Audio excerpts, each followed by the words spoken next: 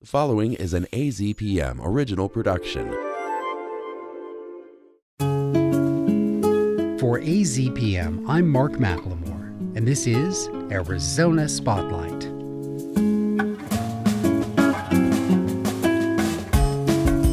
Coming up, learn about a major donation of World War II memorabilia to the U of A. A few recommendations for spring reading from visitors to the Tucson Festival of Books.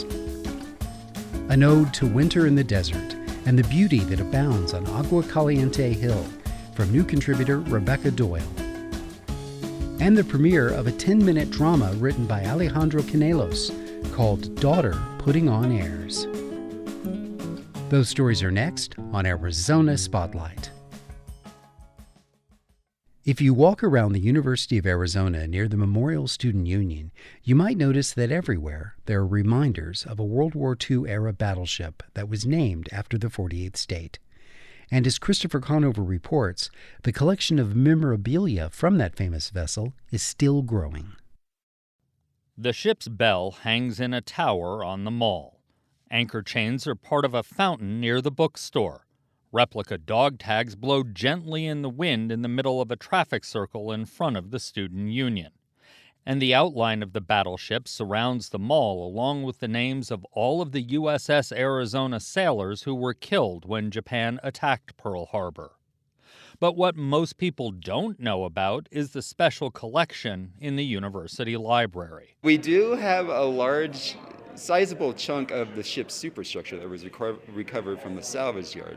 We have thousands of photographs that were taken on board the ship, but are also Navy-issued materials, correspondence, daily orders that just give an hourly breakdown of what the duties were on the ship, materials that document the various athletic teams that were on board ship, the baseball team, the football team. They had a world-class championship rowing team. That's Trent Purdy, the curator of the USS Arizona Special Collection at the University of Arizona Library. Unlike other collections, the material at the University of Arizona is open to the public. The University of Arizona is a land-grant institution, so our materials are available to all members of the public, not just faculty or students. All you need to visit our materials and to view our materials is a photo ID. The university's collection recently got a major donation from the Franklin family who live in Wisconsin. Lowell Franklin says while cleaning out a family home, he came across a box with his father's name on it. And inside was a treasure trove of memorabilia from the USS Arizona. I looked at it, and I knew that it should be not with us, but where people will be able to see it. And I know that there was a choice between sending it to Hawaii or having it come here, and that's what we wanted to do. Arthur Franklin, Lowell's father, served in the print shop on the USS Arizona until he was honorably discharged from the Navy in the summer of 1941. After the attack on Pearl Harbor, he re-enlisted, but was based in California and did not go back to sea. Lowell says growing up, his dad didn't talk much about his time in the Navy, so the contents of the box, including his Liberty card, which let him back on the ship after shore leave, pictures of day-to-day life aboard, menus, and mementos, filled in some gaps. Lowell's wife, Wendy, says one of her favorite things in the box of memories and memorabilia are the letters between Arthur and his brother, who was a soldier in Europe during World War II. The two are corresponding about, let's do this. You do your part, we'll do our part. Yeah. We'll make this thing end. And very fascinating. I can't tell the stories, some of the things they said, but they were committed to making this end. When most people think of the USS Arizona, they think of the attack on Pearl Harbor, not its missions before that. And that's why this donation is special to archivist Trent Purdy. I don't know if most people know that it existed for 25 years prior to that sinking. So it was all over the world. And then it was even stationed in the Pacific Theater as early as the early 1930s. So it had a long history with the territory of Hawaii. And so what's really important about our collection is that it really does document what it was like to be a sailor on a super dreadnought battleship.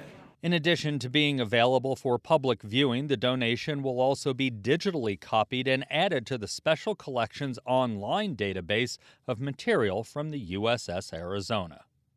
For Arizona Spotlight, I'm Christopher Conover. The annual Tucson Festival of Books sees readers of all ages convene on the U of A campus in celebration of their shared love of the written word. I talked with a few of these visitors on Sunday morning, and here is the long overdue return of a book I love. My name is Amy. Hi, Amy. What brings you to the Festival of Books today? Just seeing what they have to offer and looking up new authors and looking up new books. Can you tell me about a book that you've encountered, it doesn't have to be recently, that you would say you honestly love? I am a huge Jane Austen fan, so Pride and Prejudice is one book that I read over and over again, and I just love it. There's always something new to find and dive deeper into. Can you give me an example of something in a Jane Austen book that has meant something different to you now as opposed to, say, when you first read it? Well, when I first read it, it was, all about Mr. Darcy, and he was so wonderful and great. But as an older woman, a middle-aged woman, if you will, it's finding nuance in the Elizabeth character and how she sort of becomes empowered and finds herself and stays true to herself. And I love that about her character. Hi, what's your name? My name is Raj Uprethi. And what brings you to the Festival of Books today? I actually have been volunteering Friday, Saturday, and finally Sunday. And just helping out any way I can. I've been meeting with a couple of the authors and just buying books, supporting my local community. Terrific. What's a book that you would say you have an emotional connection to, something that you love, that you'd like people to know about? The book I just bought is American Born Chinese by the author Jen Yun Yang, who's actually... Just bought it. How do you know you love it? I've actually read it before. I've read it in middle school, read it in high school, read it in college, and I'm reading it again as an adult. I finally have a copy, and it's like, I'm going to try to get it signed. Would you recommend this book to anyone, even people without perhaps a connection to Chinese culture? Absolutely. I'm not Chinese, and it's like this book spoke to me on a emotional, social, and political level. Absolutely. Hi there. I'm Mark. What's your first name? Julian, How old are you? 13. And what is a book that you think you can honestly say you love? Any Dr. Seuss book? Yeah, they're great, aren't they? Yep.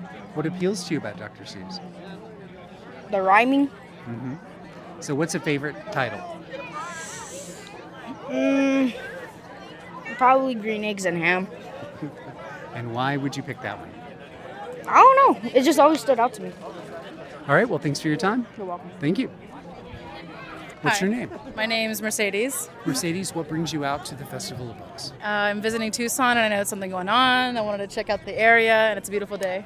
Well, everybody's talking about books here, so I want to ask you if you could recommend a book that you think you love. A book that I've had my nose in, I feel like all year, munching slowly, annotating, processing each chapter, is a book called The Body Keeps a Score by, I think, a German psychiatrist or psychologist named Bessel van der Kolk. Revolutionary book, revolutionary man trying to approach and process and explain how trauma leaves an imprint on the body in a way that's physiological, emotional, psychological, and his own advice from his experiences of working with like World War II vets of how to deal with that and how to, do that as an individual and deal with my specific interest, which is like intergenerational family trauma. So it's fascinating. There's so much science in it, and it feels very deeply spiritual in a way I've never encountered in a book about PTSD or trauma. What's something that you feel you read in the book that you've been able to apply personally to your life? Ooh, oh my goodness. Okay, so something I've struggled with in my own experiences is being able to kind of put words to the traumatic experiences I've had. And I think that's so true for everybody, just because it's a vulnerable situation. And also there's something that actually neurologically happens that shuts down that part of your brain, because emotional processing and language is different in your brain, and one kind of shuts down as you're experiencing the other. So something I'm taking away from that is carving out a space in my time regularly, whether it be daily or weekly, to actually give myself that time to put words to those experiences, because that actually facilitates that process of putting it in the past, which is revolutionary to me as an individual. Like I said, most books handling trauma or PTSD, Bessel van der Kolk, the author, has just done such an amazing job of explaining that in very layman terms. I very much appreciate it. It's a recording device so that I can put your voice on the radio. Does that sound like fun? Do you want to tell me about a book you love? I'm sorry. No? You don't think so? Dinosaurs? What did you love about that book? I liked how there's different kinds of stuff about them. Yeah.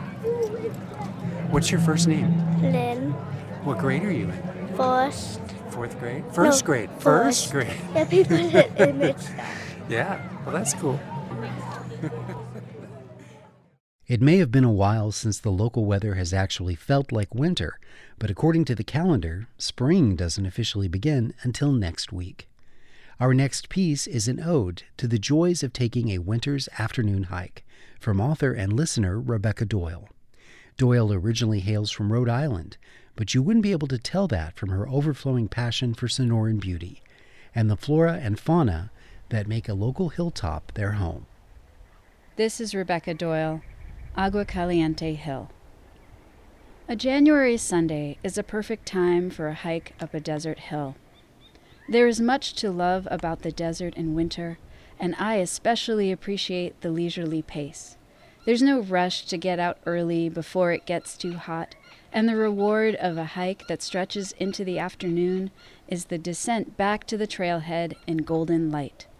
It was in this relaxed spirit that I set out with my husband Brad from the Agua Caliente Hill parking lot, 20 minutes before noon. The trail soon feels like a workout as it curves up a hillside. The brittle bushes have fresh leaves, many just emerging. Some are leafier than others. Perhaps a visual marker of where the recent rains fell more or less. The graythorn leaves are especially green and shiny, in contrast to the gray felt of the brittle bushes. Within a half hour, there's an overlook. Scanning the edges of the Tucson Basin, the peaks are like old friends. There's the Watermans, Wasson, Babiquivari, Mount Wrightson.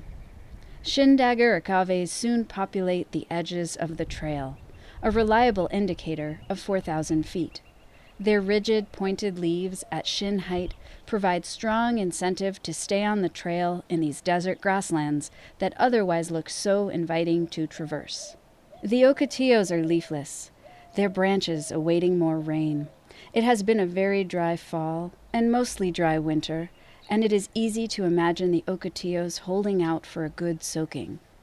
It is harder to visualize the chollas and prickly pears brandishing yellow or peach or red flowers a few months from now, especially while looking at the frosting of white along Tankerverde Ridge and the summit of Mica Mountain. The robust, tall, segmented buckhorn and staghorn chollas are wearing their winter shades of purplish red. Not so the teddy bear cholla, whose dense yellow spines seem to glow in the afternoon light. The fruits of buckhorn tend to fall off after a few months, whereas staghorn hold on to their fleshy, spineless fruits over the winter. Around 4,500 feet, the vegetation shifts as the cacti are replaced by shiny-leaved emery oaks and square-barked alligator junipers, both interspersed with dense grasses. The russet branches of manzanitas remind me of their taller relation, the Arizona madrone. The summit is in sight, and the last half mile or so is a steep, steady climb. The broad, rounded top of Agua Caliente Hill rewards our efforts with views in all directions. We add layers as the wind and chill at 5,000 feet reminds us it is winter. We elect to eat our late lunch atop a rock outcrop where we can see snowy Mica Mountain and the palm oasis of Agua Caliente Park, far below. The magic of the desert in winter is to simultaneously contemplate palms and snow and to have the luxury on a Sunday to choose where we place ourselves along this continuum. The bird list on this hike in the middle of the day, in the middle of winter, is short but memorable. 4 ravens call and dive near the summit. I find their antics entertaining and wonder if 4 is sufficient to count as a conspiracy of ravens.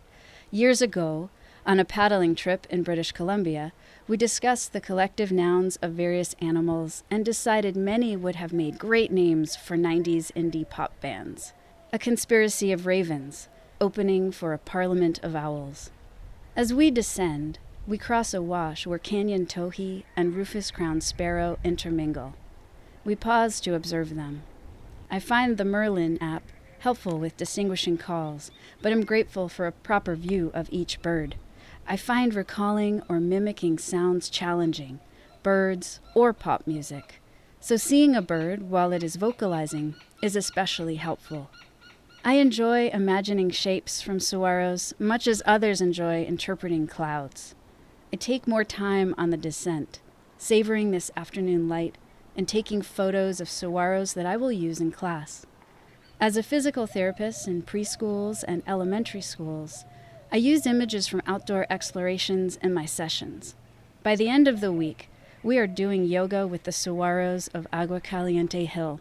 As they imitate the saguaros' poses, the students see many more shapes than I did when taking the photos. One exclaims, "It's a duck!" And with that, I see a duck in profile, the bill, a short arm on one side, the tail, a longer, lower arm on the other. The desert, in every season, inspires. For Arizona Spotlight, this is Rebecca Doyle. Tucsonan Rebecca Doyle has many published articles, stories, and essays that have sprung from her outdoor adventures. Her 5-word motto is write, bike, hike, paddle, bird. Have you got 10 minutes? Then we've got a story for you.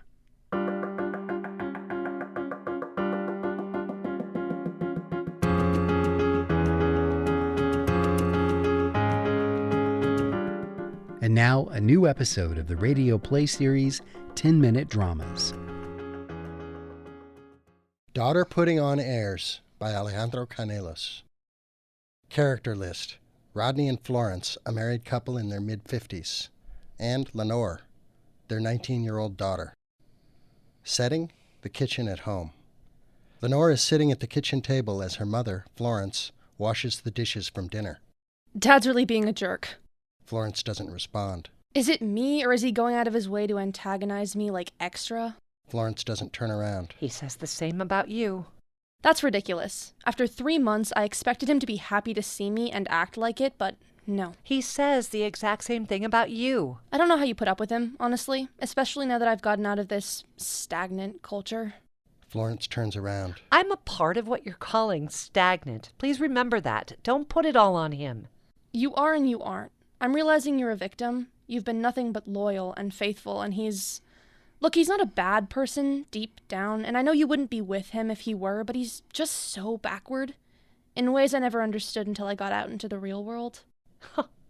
You think college is the real world? I mean, I know it's insulated, but it's so diverse in terms of thought and outlook.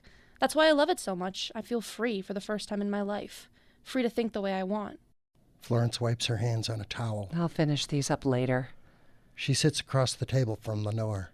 I'm glad you're expanding your horizons. That's what you're supposed to be doing there, and that's what we want for you. Your dad, too. I just don't understand what. If that's what he wants from me, why does he act like everything I say, all my views, are total crap? You haven't been very kind to him these past few days.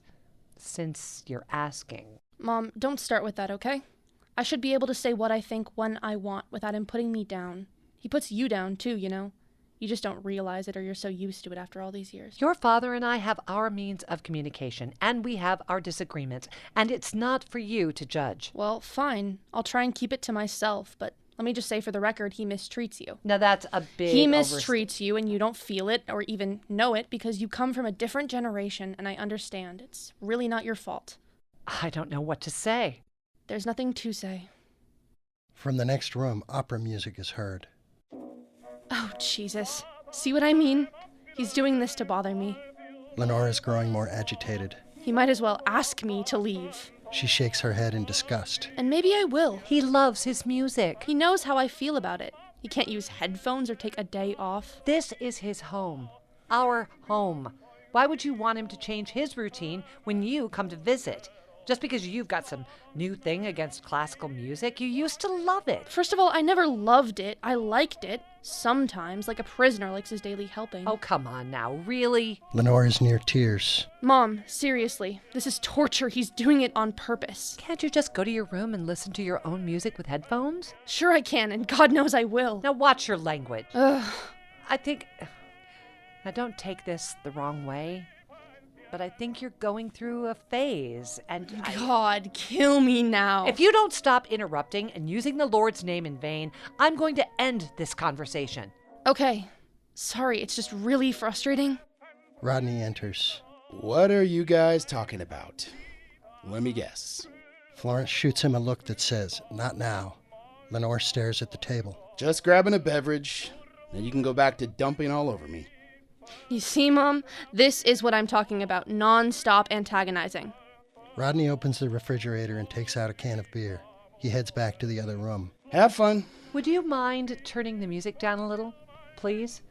Rodney stops and turns. But it's Rigoletto. Which must be Italian for fingernails on a chalkboard. You used to love this. What's with the I used to love stuff? That's your fantasy, okay? I didn't have a choice. The classics never get old. Except they do. They do, okay? Old and moldy, like your mindset.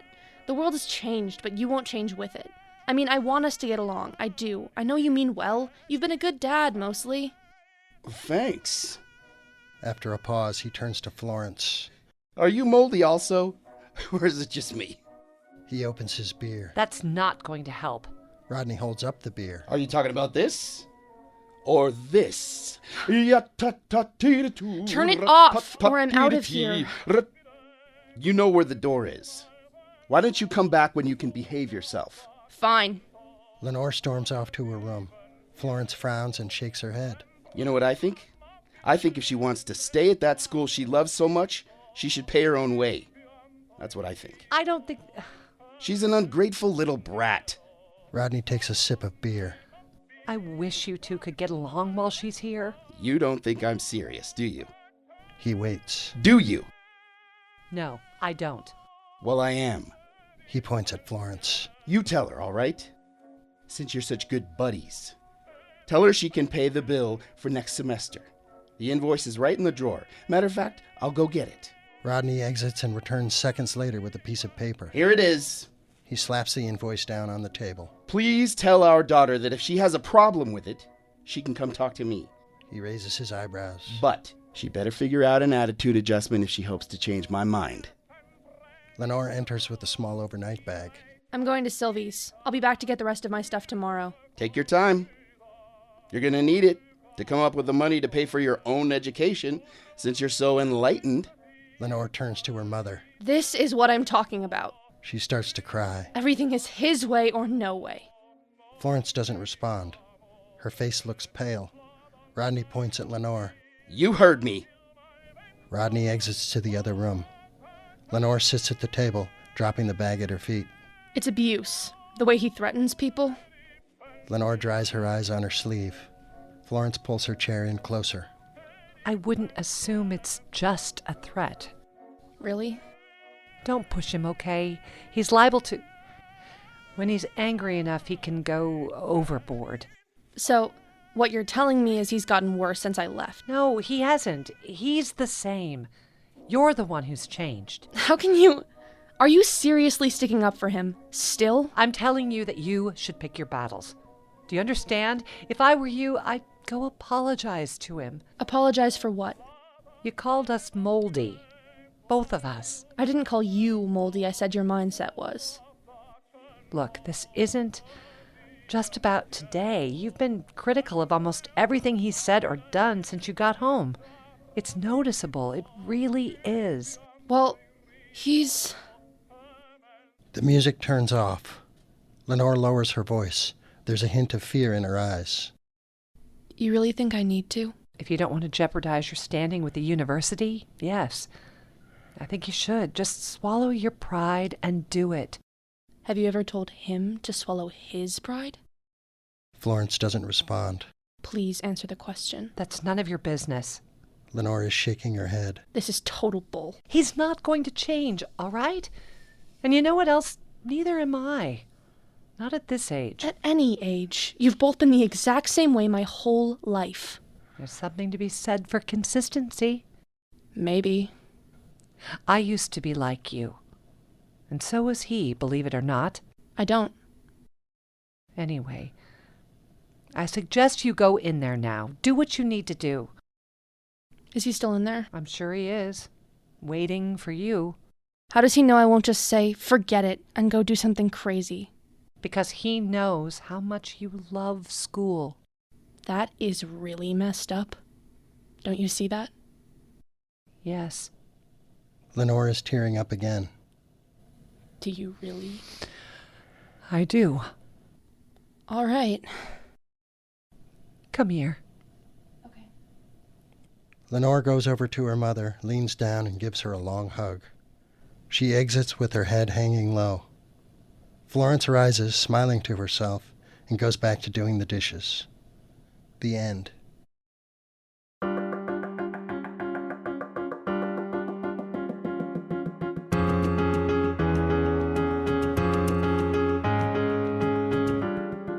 You just heard Matthew Staples as Rodney, Betsy Cruz Craig as Florence, and Edith Craig as Lenore. Stage direction by Alejandro Canelos. Directed by Betsy Cruz Craig. Daughter Putting on Airs was written and adapted for radio by Alejandro Canelos from his book 10-Minute Dramas for the Stage. Listen for more radio drama coming soon on Arizona Spotlight. Thank you for listening. This show is a production of AZPM. The production engineer is Jim Blackwood. Production assistance by Alicia Vasquez. I'm producer and host, Mark McLemore. AZPM podcasts are made possible in part by donations from listeners like you. Learn more at support.azpm.org. Thank you.